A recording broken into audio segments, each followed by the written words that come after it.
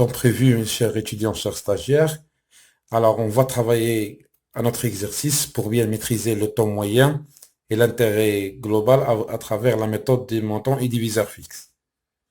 Alors, supposons qu'il y a juste un exemple là, pour simplifier les choses, mais on a la durée en termes de jours. Supposons, on a, bien sûr, il faut faire pause pour prendre l'exercice avant de me suivre après. Supposons qu'on a en termes de capital 1, on a 2000.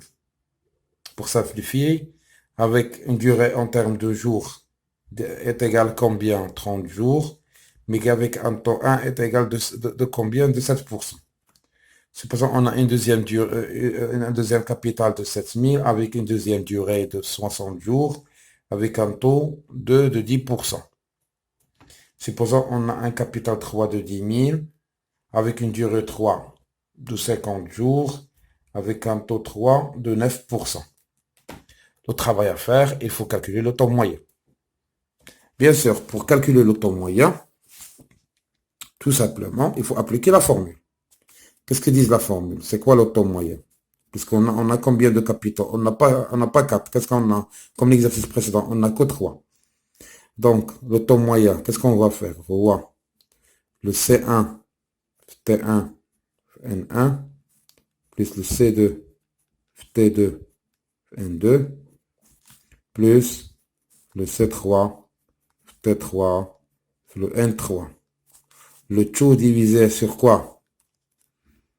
C'est C1 fois N1, plus C2 fois N2,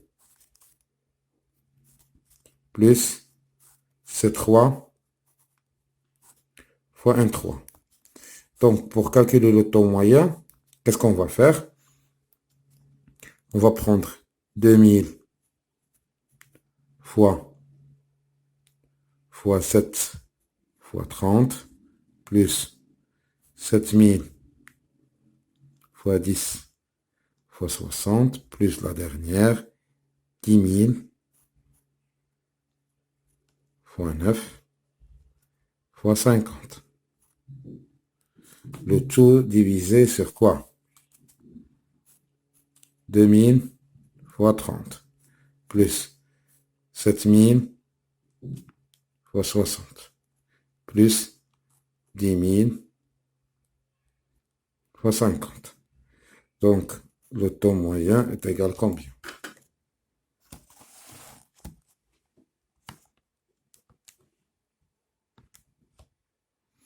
Donc, maintenant,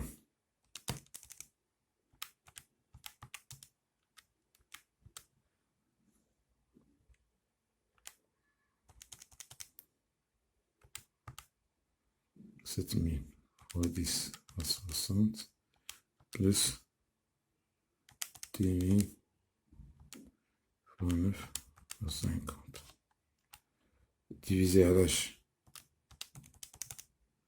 2000 fois 3 7000 2000 pardon fois 30. C'est pas fois 3 fois 30. Restez avec moi s'il vous plaît.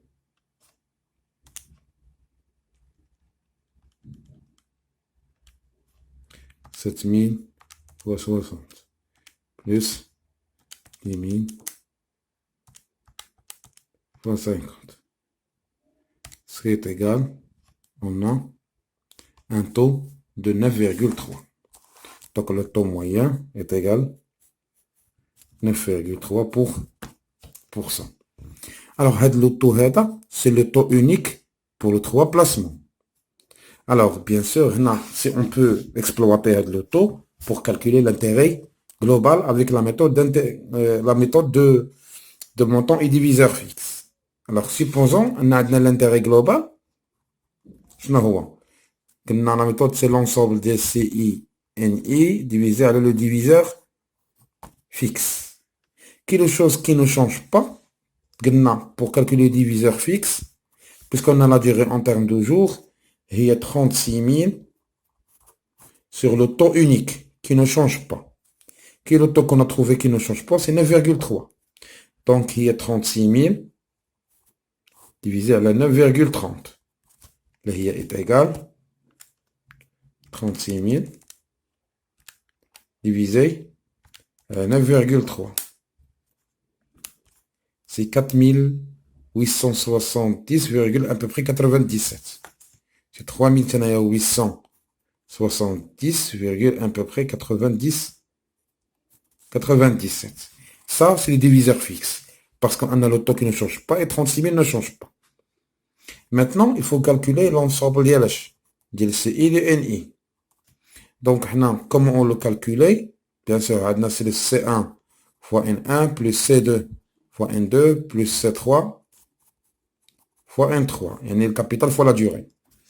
Donc, on a le C1 combien maintenant? 2000 fois 30 plus 7000 fois 60 plus 10 000 fois 50. Ce qui est égal, on peut le calculer facilement. Donc, on va prendre 2000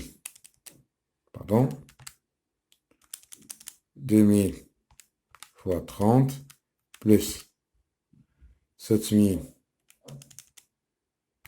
fois 60 plus 10 000 fois 50, ce qui est égal à combien? À 980 000. Donc, soit un total de 980 000. Donc, c'est quoi l'intérêt général? C'est 980 000 divisé le diviseur fixe, les 3870,97. C'est le diviseur fixe.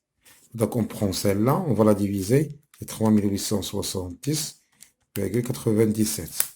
Alors, ce qui me donne un intérêt général de 253,167. Ça, c'est l'intérêt général, ou ce qu'on appelle l'intérêt global.